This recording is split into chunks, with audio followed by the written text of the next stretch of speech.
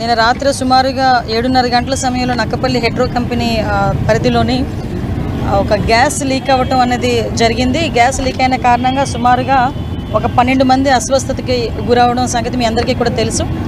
అయితే అందులోని ఏదైతే ఇప్పుడు ఒకసారి కొంచెం ముగ్గురికి కొంచెం కండిషన్ అంటే అక్కడ లోకల్లోని మా హాస్పిటల్స్లోని కొంచెం ఆక్సిజన్ కొరతున్న కారణంగా ఇమీడియట్గా వాళ్ళకి మెరుగైన వైద్యం గురించి అని చెప్పి ఒక ముగ్గురిని ఇక్కడ K Veerababu, G Gauri Naidu, G Subrahmanyam ఈ ముగ్గురిని కూడా ఇక్కడ కేర్ హాస్పిటల్కి నిన్న నైటే ఇక్కడికి షిఫ్ట్ చేయడం జరిగింది.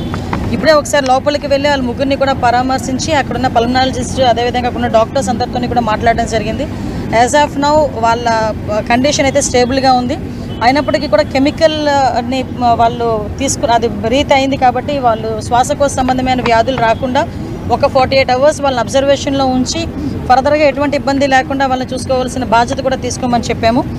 అక్కడ వాళ్ళని అడిగిన తర్వాత వాళ్ళ లోపల ఉన్న వాళ్ళ పేషెంట్స్ని కూడా అడగడం జరిగింది. ఏం జరిగిందని అడిగిన తర్వాత వాళ్ళు ఏదైతే క్యాంటీన్కి వెళ్తున్నారో క్యాంటీన్కి వెళ్ళేటప్పుడు ఈ వేపర్స్ అనేవి రావటం, వేపర్స్ ఎక్కడ లీక్ అయిందని చెప్పి గమనించడం, ఇమీడియట్గా అక్కడ వెంటనే రెస్పాండ్ అయ్యి ఈ సోడియం హైపోక్లోరైడ్ అక్కడ లీక్ అవ్వటం వల్ల ఇలా జరిగిందని చెప్పేసి ప్రైమరీ ఇన్వెస్టిగేషన్లో ఒక హెట్రో కంపెనీ వాళ్ళు కానీ అదేవిధంగా అక్కడ లోపల ఉన్న పేషెంట్స్ కానీ చెప్పడం జరిగింది. దీని మీద ఇంకొంచెం కూలంకషంగా కూడా దర్యాప్తు చేయడానికి కూడా మేము రెడీగా ఉన్నాము. దానికి కంపెనీ వాళ్ళ దగ్గర నుంచి కూడా మేము సహాయ సహకారాలు కోరుకుంటున్నాం. ఎందుకు క్లియర్గా చెప్తున్నామంటే ఈ మధ్యకాలంలోని ఎక్కడో ఒక్కడ ఈ ఫార్మా కంపెనీస్లో వారానికి ఒక ఇన్సిడెంట్ అనేది ఎక్కడో ఒకటి జరగటం అనేది మనం చూస్తున్నాం. మ్యాక్సిమం యాక్చువల్గా కలెక్టర్ గారు నేను కలిపి రీసెంట్గానే ఒక మీటింగ్ కూడా కండక్ట్ చేసి వాళ్ళకి ఈ సేఫ్టీ పర్పస్లో కానీ పొల్యూషన్ పర్పస్లో కానీ సెక్యూరిటీ పర్పస్లో కూడా వాళ్ళందరికీ కూడా ఒకసారి మాట్లాడదాం అనుకునే లోపు ఎలక్షన్ కోడ్ రావడం జరిగింది. యాక్చువల్గా 4th మీటింగ్ పెట్టుకున్నాం మేము. ఎలక్షన్ కోడ్ వల్ల మేము అది వాయిదా వేసుకున్నాము. మంత్ ఎండ్కి కూడా అది మళ్ళీ మీటింగ్ పెట్టుకుంటాం కంపల్సరీగా రాబోయే. అంటే ఇప్పుడు ఫార్మా కంపెనీస్ అనేసరికి ఇటువంటి చిన్న ఇన్సిడెంట్లు జరగడం వల్ల ఫర్దర్గా వచ్చే ఫార్మా కంపెనీస్ విషయంలోనే కూడా ప్రజలకు ఒక భయాందోళనలు కలిగే పరిస్థితి కూడా ఉన్నాయి. అటువంటివి ఏమీ లేకుండా సేఫ్టీ మెజర్స్ అన్నీ కూడా తీసుకొని ఈరోజు ఫార్మా కంపెనీస్ నడిపే పరిస్థితి కూడా ఈరోజు ఈ గవర్నమెంట్ తీసుకుంటుంది. అదేవిధంగా ఇప్పుడున్న ఫార్మా కంపెనీస్లో కూడా ఎక్కడ కూడా ఇటువంటి ఇన్సిడెంట్లు మళ్ళీ జరగకుండా చూసుకునే దానికి కూడా ఒక హై లెవెల్ కమిటీని కూడా ఏర్పాటు చేయడానికి కలెక్టర్ గారు కూడా సిద్ధపడ్డారు. ఆ హై లెవెల్ కమిటీ కూడా ఏర్పాటు చేసి ఎక్కడ కూడా ఎటువంటి ఇబ్బంది లేకుండా చూసుకునే బాధ్యత తీసుకుంటాం.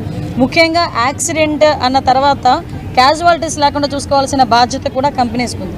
నేను చెప్పేది ఏంటంటే కంపెనీస్ పరంగా కూడా ఎవరైనా ఇప్పుడు జరిగేది ఎవరు ఇంటెన్షనల్గా చేయడానికి ఎవరు ముందుకు రారు, కానీ జరిగిన తర్వాత దాన్ని ఫేస్ చేసి అసలు ఏం జరిగింది అని అక్కడ నుంచి మాట్లాడడం కానీ ఉన్న బాధితుల్ని ఇమీడియట్గా అక్కడ నుంచి షిఫ్ట్ చేసి హాస్పిటల్స్కి పంపించడం, క్యాజువాలిటీస్ ఏమీ లేకుండా చూసుకోవాల్సిన బాధ్యత కూడా కంపెనీస్ మీద ఉంది. కాబట్టి కంపెనీ యాజమాన్యాలు కూడా ఈ రకంగా ఈ విషయంలో కొంచెం వాళ్ళు ఫర్దర్గా ముందుకు ఉండని మాత్రం నేను కోరుకుంటున్నాను. మేడం, గ్యాస్ లీకేజ్ జరిగినటువంటి మీరు అన్నది 7 నిమిషాలకి ఏదైతే ఉందో కొంతసేపు వరకు కూడా ఈ విషయాన్ని బయటకు పోకుండా ఉంచేందుకు కంపెనీ కొన్ని ప్రయత్నం చేసింది. దానివల్ల కార్మికులు ఇబ్బంది పడ్డారని చెప్పి ఒక మాట బయటకు కనబడుతుంది. యాక్చువల్గా అదంతా కూడా ఎంక్వైరీలో తేలుతుందండి. ఎందుకంటే ఆల్రెడీ ఎంక్వైరీ చేయడానికి మేము కూడా సిద్ధపడ్డాము. దానికి కూడా కంపెనీ వాళ్ళు కూడా సహకరిస్తున్నారు. డెఫినెట్గా అటువంటి పరిస్థితి ఏదైనా వచ్చిందనుకుంటే నేను ఇందాక ఒక మాట చెప్పాను మీకు. అదే ఇప్పుడు కంపెనీలోని యాక్సిడెంట్ జరుగుతుంది, ఏదో ఒక యాక్సిడెంట్ జరుగుతుంది. యాక్సిడెంట్ జరిగిన తర్వాత దాన్ని మనం ఎలాగ హైడ్ చేయాలనుకునే దానికన్నా ఇమీడియట్గా అక్కడున్న వాళ్ళని క్షతగాత్రులను ఎలా బయటికి తీసుకురావాలనే దాని మీద దృష్టి పెడితే ఇటువంటి ప్రాబ్లమ్స్ ఉండవు. నేను కంపెనీ వాళ్ళకు కూడా అదే చెప్తున్నా. అన్ని కంపెనీస్కి, ఒక కంపెనీ కాదు, ఫర్దర్గా అన్ని కంపెనీస్కి కూడా ఏదైనా యాక్సిడెంట్ జరిగింది స్టాండ్ అయ్యి నుంచొని ఇమీడియట్గా ఇన్ఫర్మేషన్ ఇస్తే ఫర్దర్గా గవర్నమెంట్ కూడా ఇన్వాల్వ్ అయ్యి వాళ్ళకి క్షతగాత్రులను ఎక్కడికి పంపించాలి, ఏం చేయాలనే దాని మీద కూడా మేము దృష్టిలో పెడతాం. అటువంటి జరగకుండా చూసుకునే బాధ్యత తీసుకుంటాం. అటువంటిది ఏదైనా ఉందంటే కనుక నేను ఎంక్వైరీ చేసుకుంటాను.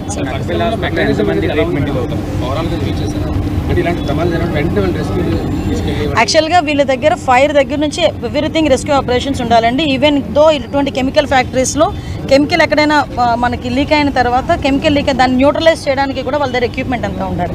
ఎస్పెషల్లీ ఇవన్నీ ఉన్నాయా లేదా అనేది మీ అందరికీ తెలుసు. నేనేదో ప్రతిసారి మాట్లాడే విషయం కాదు. లాస్ట్ 5 సంవత్సరాలు గాలికి వదిలేశారు. మళ్ళీ మేము స్ట్రీమ్ లైన్ చేయడానికి మొదలు పెడుతున్న ఆ క్రమంలో భాగంగానే లాస్ట్ టైం మీరు అబ్జర్వ్ చేసిన ఎసెన్షియా కంపెనీ అయిన తర్వాత కూడా ఇమీడియట్గా ఒక మీటింగ్ ఏర్పాటు చేసుకుని కెమికల్ ఫ్యాక్టరీస్ అందరితో కూడా మొత్తం ఆల్ ఎమ్మెల్యేస్, మినిస్టర్, అదేవిధంగా కలెక్టర్ అందరితో కూడా మీటింగ్ ఏర్పాటు చేసుకొని ప్రతి ఒక్కరు కూడా ప్రికాషనరీగా ఎక్విప్మెంట్ కానీ ప్రికాషనరీ సూట్స్ కానీ ఎవ్రీథింగ్ ఉండాలి అని చెప్పేసి మేము ఆ రోజు వాళ్ళకి ఇన్ఫర్మేషన్ ఇచ్చాము, ఇన్స్ట్రక్షన్ కూడా చేసాం. ఎస్పెషల్లీ దాన్ని బేస్ చేసుకుని ఫర్దర్గా వాళ్ళు ఏం చేశారని తెలుసుకోవడానికి ఇంకా ఏం చేయాలని చెప్పడానికి మొన్న యాక్చువల్గా మీటింగ్ పెడదాం అనుకున్నాం. చిన్న ఎలక్షన్ కోడ్ వల్ల మీటింగ్ పెట్టలేకపోయాం. ఎలక్షన్ కోడ్ అయిన వెంటనే కూడా దాని మీద కూడా మీటింగ్ పెడతాం. కేజీఎస్లో అంటే అంటే ఎన్ఐసి చిన్నపిల్లలు నవజాత శిశువులకు వెళ్ళే ఆక్సిజన్ సరఫరాని ఒక రౌడీ షీటర్ ఆపేశారు. అంటే మీరు గతంలో విజిట్ చేశారు, సీసీ కెమెరా పెట్టారు, దాని తర్వాత సెపరేట్ అయింది. మళ్ళీ రౌడీ షీటర్లు గంజాయి బ్యాచ్లు కేజీఎస్లో తిరుగుతున్నారు. రీసెంట్గా పెద్ద ప్రమాదం మేడం, అంటే తప్పింది అని చెప్పుకోవచ్చు. అక్కడ సిబ్బంది అప్రమత్తం వల్ల ఒక ఆక్సిజన్ సరఫరాని పూర్తిగా బ్లాక్ చేస్తారు రౌడీ షీటర్ ముగ్గురు. దీని మీద ఎలా చూడాలి మీరు ఏమంటారు? కేజీఎస్ ఇష్యూ యాక్చువల్గా రౌడీ షీటర్ అతను, మీరు ఎవరైతే చెప్పారో అతను రౌడీ షీటర్. ఆ రౌడీ షీటర్ కూడా మనకి మ్యాక్సిమం అరెస్ట్ కూడా చేయడం జరిగింది. ఆ రౌడీ షీటర్ని కూడా అరెస్ట్ చేయడం జరిగింది. మీరు అబ్జర్వ్ చేయాలంటే ఇటువంటి ఫర్దర్గా ఇప్పుడు జరగకుండా చేయడానికి యాక్చువల్గా సీసీ కెమెరాస్ అన్ని ఏర్పాటు చేయాలి అని చెప్పి ఇక్కడే కాదండి, మేమైతే ఓవరాల్గా స్టేట్ మొత్తం మీద 1,00,000 సీసీ కెమెరాలు ఏర్పాటు చేయాలని ఒక కృత నిశ్చయంతో ఉన్నాము. టార్గెట్ కూడా పెట్టుకున్నాం. ఇలాంటి హాస్పిటల్ ఏరియాస్లో ఓన్లీ కేజెస్ అనే కాదండి, ఈవెన్ దో మనకి ప్రైవేట్ హాస్పిటల్స్లో కూడా వాళ్ళు ఎంచుకున్న సీసీ కెమెరాస్ తాలూకా ఫుటేజ్ కూడా మాకు ఇవ్వమని చెప్పేసి డిపార్ట్మెంట్ వాళ్ళని కూడా మేము అడుగుతున్నాం. ఫర్దర్గా అది ఎందుకంటే రేపు పొద్దున్న వాళ్ళ మీద ఏదైనా అటాక్ జరిగినా, ఫర్దర్గా వాళ్ళకి తెలియకుండా ఏదైనా ఇన్సిడెంట్ జరిగినా ఇమీడియట్గా రెస్పాండ్ అవ్వడానికి. ఇప్పుడు మీరు మొన్న సీసీ కెమెరాలో ఇంచుమించుగా చెప్పాలంటే కాపాడిని, మొన్న ఈ ఇన్సిడెంట్ నుంచి బయటకు వచ్చామంటే ఆ సీసీ కెమెరాలో కాపాడిని. ఫర్దర్గా ఇప్పుడు విషయం ఏంటంటే మొత్తం రౌడీ షీటర్లు అందరి మీద కూడా వాళ్ళ తాలూకా మూమెంట్స్ మీద కూడా మేము దృష్టిలో పెట్టుకున్నాం. అంటే డిపార్ట్మెంట్ వాళ్ళందరికీ కూడా ఇన్స్ట్రక్షన్ ఇవ్వడం జరిగింది. ఎవరైతే రౌడీ షీటర్స్ ఉన్నారో రౌడీ షీటర్స్ తాలూకా మూమెంట్ ఎలా ఉంది, వాళ్ళు ఏం చేస్తున్నారు, వాళ్ళు ఎక్కడికి వెళ్తున్నారు, ఆ మూమెంట్ మీద కూడా మేము ఆల్రెడీ దృష్టి పెడుతున్నాము. ఫర్దర్గా కూడా ఇటువంటి జరగకుండా చూసుకుంటాం. తెలిసిందండి, తెలుసు. అందుకే ఇమీడియట్గా వాళ్ళందరినీ కూడా కస్టడీలోకి తీసుకోవడం జరిగింది. ఏదైనా ఒకటండి, నేను ఏమంటానంటే ఫర్దర్గా ఇప్పుడు ఈ గంజాయిని మ్యాక్సిమం అరికట్టడానికి మొత్తం అంతా మేము రిస్ట్రిక్ట్ చేసాం. మీకు తెలుసు, మొన్న రీసెంట్గా డీజీపీ గారు కూడా వచ్చి దగ్గర 35,000 కిలోల గంజాయిని కూడా మొన్న డిస్మాల్ చేశారు. ఇదే కాదండి, ఇంకా ఎక్కడ కూడా డ్రోన్స్ని ఏర్పాటు చేసుకొని ఈ డ్రోన్స్ ద్వారా కూడా కల్టివేషనే లేకుండా చేస్తున్నాం. అంటే మూలాల నుంచి మేము పైకి తీసుకొచ్చే ప్రయత్నం చేస్తున్నాం. కాబట్టి ఆ డ్రోన్స్ని ఉపయోగిస్తున్నాము, సీసీ కెమెరాలు ఉపయోగిస్తున్నాము. ముఖ్యంగా ఈ లా అండ్ ఆర్డర్ విషయంలోనే కానీ, రేపొద్దున్న క్రిమినల్స్ని పట్టుకునే విషయంలోనే కానీ, ఇన్వెస్టిగేషన్ విషయంలోనే కానీ విజిబుల్ పోలీసింగ్ అయినా ఇన్విజిబుల్ పోలీసింగ్ మీద ఎక్కువ ఆధారపడేటట్టుగా మేము చేస్తున్నాం. ఎందుకంటే పోలీసులు ఎంతవరకు పని చేయగలరు అంతవరకు పనిచేసినా మిగతాదంతా కూడా సీసీ కెమెరాలు, డ్రోన్స్ సర్వేలెన్సెస్లో కనుక ఉంటే ఫర్దర్గా కూడా ఎటువంటి ఇబ్బంది రాదనే ఉద్దేశంతోనే మేము పనిచేస్తున్నాం. లేదండి, అంటే ఇప్పుడు యాక్చువల్గా మీరు నాకు ఇన్సిడెంట్ తెలిసిన తర్వాత ఒకసారి వెళ్దాం అనుకున్నా. ఈ ఎలక్షన్స్ కోడ్ ఇవన్నీ ఉండటం వల్ల కొంత మేరకు నేను కూడా బ్యాక్ స్టెప్ వేయాల్సి వచ్చింది. ఇది అయిపోయిన తర్వాత డెఫినెట్గా నేను కేజీహెచ్ వాళ్ళతో, కలెక్టర్ గారితో కూడా కూర్చొని ఎంతవరకు సీసీ కెమెరాలు పనిచేస్తున్నాయి ఇవన్నీ కూడా నేను దగ్గరుండి పర్యవేక్షించుకుంటాను. సంబంధించి గత ప్రభుత్వంలో రాజీపేట గ్రామస్తులు లేదా చుట్టుపక్కల ఉన్నటువంటి గ్రామస్తులు అక్కడ ఉన్నటువంటి ప్రాబ్లం ఏదైతే ఉందో, అంటే వ్యర్థ పదార్థాలని సముద్రంలో తెలియజేసేటువంటి వాతావరణం అప్పుడు ఏదో సద్దుమడుగు చేశారు. సో మీ గవర్నమెంట్ వచ్చిందంటే కూటమి ప్రభుత్వం వచ్చింది. సో ఈ పొల్యూషన్కి సంబంధించిన దాని మీద ఎలాంటి చర్యలు తీసుకోబోతుంది? యాక్చువల్గా పొల్యూషన్ కంట్రోల్ బోర్డుకి సంబంధించి కూడా మేము లాస్ట్ టైం మాట్లాడినప్పుడు ఏదైతే పైప్ లైన్ ఎంతవరకు వెళ్ళింది సముద్రంలోకి, అంటే సముద్రం లోపల వరకు వెళ్ళిపోతే ప్రాబ్లం ఉండదు. ఈ సముద్రం బయట వరకు వెళ్ళి మనం అక్కడ ఆగిపోతే కనుక అక్కడ ఉన్న మత్స్య సంపదకి కానీ చుట్టుపక్కల వాటర్ రిసోర్సెస్ కానీ కొంచెం కంటామినేట్ అయ్యే పరిస్థితి ఉంది. సో డెఫినెట్గా మేము ఆల్రెడీ ఈ విషయాలన్నిటి మీద కూడా కంపెనీ వాళ్ళు ప్రతి ఒక్కరికి కూడా సేఫ్టీ మెజర్స్, ప్రికాషన్స్ తీసుకోవాలని చెప్పి ప్రతి ఒక్కరికి కూడా కలెక్టర్ గారి దగ్గర నుంచి నోటీసులు వెళ్ళింది. వాళ్ళు యాజ్ పర్ దట్ పని చేయాలి. ఒకవేళ పని చేయలేదు అన్న పక్షంలో మా దగ్గరికి ఎటువంటి ఆధారాలు వచ్చినా కూడా మేము యాక్షన్ తీసుకోవడానికి రెడీగా ఉన్నాం. నేను ఒకసారి మాట్లాడుతున్నాను.